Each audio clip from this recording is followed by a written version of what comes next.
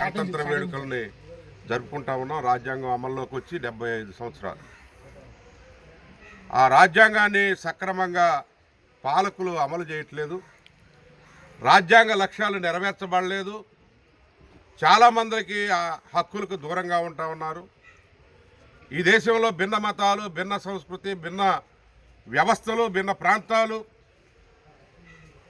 ఉన్నటువంటి ఈ దేశంలో అధికారికంగా ఉన్నటువంటి ప్రభుత్వాలు అక్కడ వారికి అనుగుణంగా ఈ చట్టాలను చుట్టాలు చేసుకొని వాటిని నిర్వీర్యం చేస్తూ ఉన్నారు. అందుకని రాజ్యాంగాన్ని అమలు చేయాలని పునరంకితం కావాల్సినటువంటి సమయం వచ్చింది.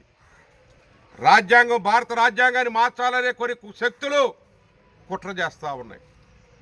భారత రాజ్యాంగం పటిష్టమైంది. ప్రపంచంలో అత్యున్నతమైనటువంటి రాజ్యాంగం భారత రాజ్యాంగం.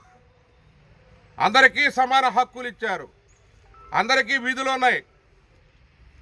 ఈ జాతుల్లో ఎవరైతే వెనకబాటుతనానికి గురైనటువంటి వారు ఉన్నారో 75 ఏళ్లకు కూడా రిజర్వేషన్లో మళ్ళీ రిజర్వేషన్ల కోసం పోరాటం చేసేటటువంటి దుస్థితి ఈ భారతదేశంలో ఉంది. అందుకనే చట్టసభల్లోకి మరి మంచి తెలివైనటువంటి వాళ్ళు రావాలి, చట్టాన్ని ఇంప్లిమెంట్ చేయాలి.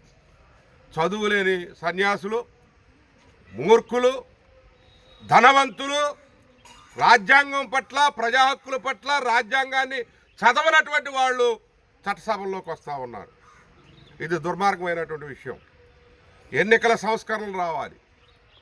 అదే కాకుండా ఈరోజు ఎన్నికల్లో ధన ప్రవాహం విపరీతంగా పనిచేస్తూ ఉంది. ఓటుని అమ్ముకుంటా ఉన్నారు. ఆ కల్చర్ కూడా మొత్తం పోవాలి. భారత రాజ్యాంగంలో ఏ అయితే పేర్కొనబడిన అంశాలు ఉన్నాయో వాటిని ప్రజలకు అందించి సుఖవంతమైనటువంటి ఒక లార్జెస్ట్ డెమోక్రసీ ఈ భారతదేశం. ఈ భారతదేశాన్ని సుసంపన్నం చేయాలంటే రాజ్యాంగాన్ని అమలు చేయటమే. రాజ్యాంగాన్ని అమలు చేసేదేంటి? ఎన్నికల్లో గెలిచినటువంటి ప్రభుత్వాలు అమలు చేయాల్సినటువంటి బాధ్యత ఉంది. ఇంకా అనేక సంచార జాతులు, అనేక మంది ఆరోగ్యం లేకుండా, విద్య లేకోకుండా, విద్యుత్ లేకోకుండా అనేక గ్రామాలు జీవిస్తూ ఉన్నారు. అనేక గ్రామాల్లో వైద్య సదుపాయం లేదు. అనేక గ్రామాల్లో చదువు లేదు, స్కూల్స్ లేవు. 75 ఏళ్ళు అవుతుందండి. కళ్ళు తెరవండి పాలకులారా, కళ్ళు తెరవండి. ఈరోజు కొంతమంది అంటున్నారు రెడ్ బుక్ రాజ్యాంగం అంట. కక్ష సాధింపు చర్యగా ప్రభుత్వాలు నడుస్తూ ఉన్నాయి. వీటన్నిటి తీవ్రంగా ఖండిస్తూ ఉన్నాం. కక్ష సాధింపు కాదు, చట్టం ఉంది అక్కడ. చట్టం తన పని తాను చేసుకుపోవాలి. చట్టాన్ని రక్షించేటటువంటి ఎగ్జిక్యూటివ్ కానీ ఎగ్జిక్యూటివ్ ఏదైతే బాడీ ఉందో అమలు చేసే అధికారులు వాళ్ళు నిష్పక్షపాతంగా వ్యవహరించాలి. భారత రాజ్యాంగం ప్రకారం మీరు ప్రమాణం చేసి ఉద్యోగాల్లోకి వస్తారు.